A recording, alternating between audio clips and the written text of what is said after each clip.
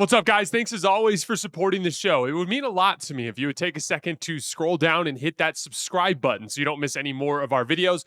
Also, make sure you follow us all over social media so you don't miss any of our content or show announcements. All right, let's talk some Phoenix Suns before we're done for today. They had another collapse last night against the Minnesota Timberwolves. In the second half, they just completely fell apart. KD had some interesting quotes in the post-game press conference. It's tough, man. That's a shitty game. We didn't play up to our standards at all. We embarrassed the fans. We embarrassed ourselves with the way we played, and I want us to be better. He went on to say, we ain't playing well. Mistakes are compounding themselves, and it just looks bad. When adversity hit, we just start floating a little bit as a team.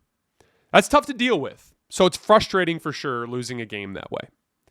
This falls in line with what I've been talking about with the Suns over the last couple of weeks. If you guys remember what I've been talking about, I've given a bunch of lists of these ideas of like, when I watch the Suns play, I don't think Kevin Durant, Devin Booker are the problem. They're doing their job. Their job as stars in this context is, I should say, on defense, do your job, compete.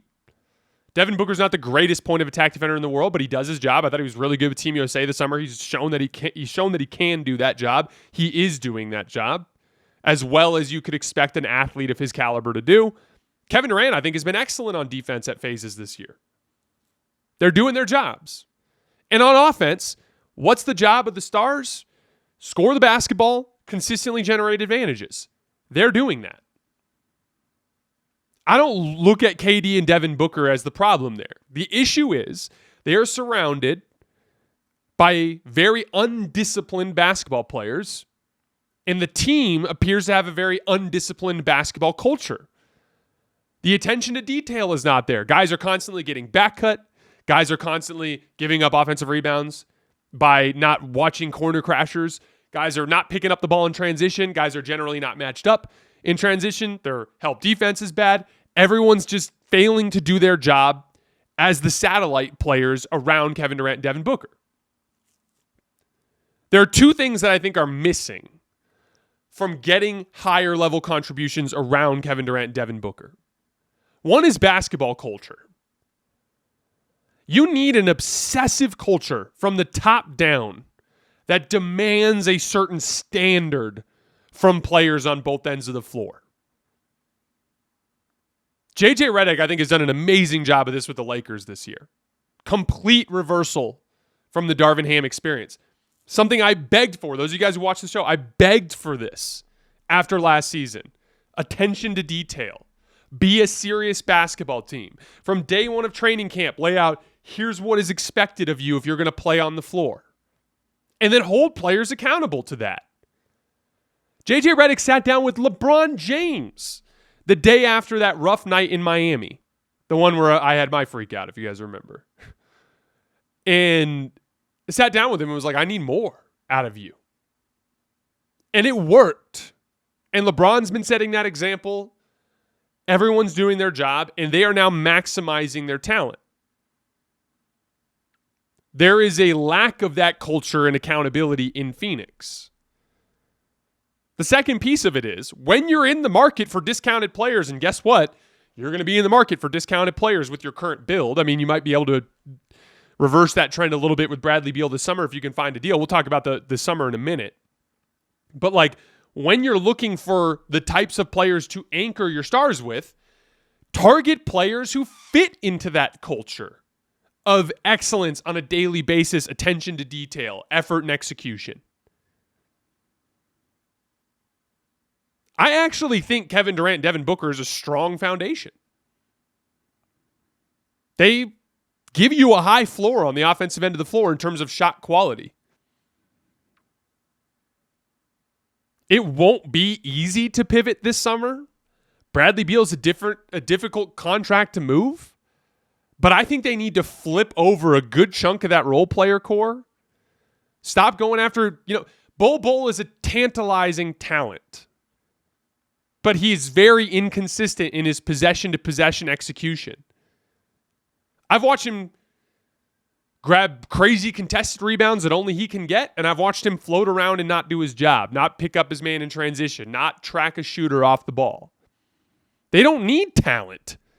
Devin Booker and KD is the talent. They need dependability in the details. They need scrappers. They need fighters. Guys who can muck things up and allow Kevin Durant and Devin Booker's gifts to lift them over the top. Not to bring it back to the Lakers, but that's literally how they won a game last night.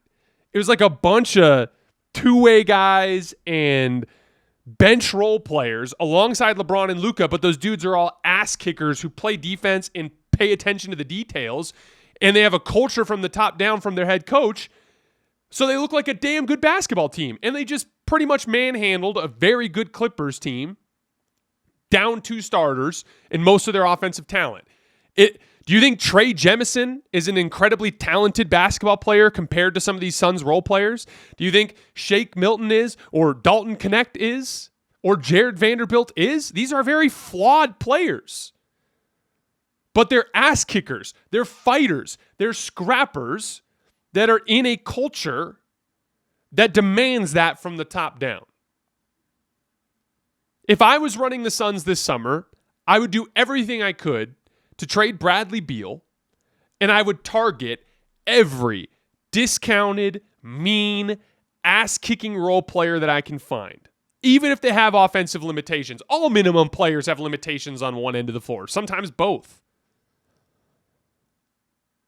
But from day one of training camp, I'd do everything in my power to establish a strong basketball culture where effort and execution is mandatory to see the floor. Find players that fit into that culture and see what you can do with Devin Booker and Kevin Durant.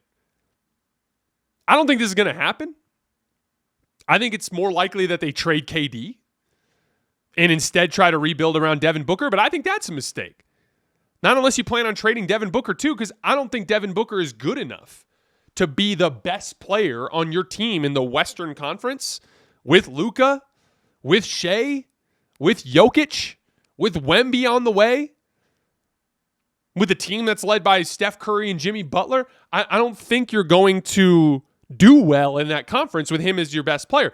Kevin Durant and Devin Booker is enough to hang in the West. You just need to do a better job of surrounding them with guys that accentuate their strengths instead of demand more out of them as defenders and rebounders and detail guys. Get them ass kickers.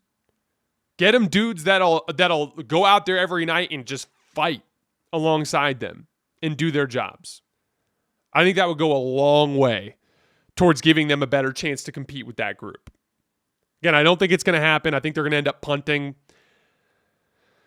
But look, it's already bad. You're already in a precarious situation. There is no pivot, even with the KD trade, that's going to bring you to relevance. KD has been one of the strong and dependable players on both ends of the floor for you this year at a superstar level. There's nothing you could get back in a deal that would actually allow you to be successful next season, except for maybe draft compensation that can help you reset. And if that's the case, you might as well trade Devin Booker too. But I would at least try to trade Bradley Beal and see if you can't try to pivot around those guys.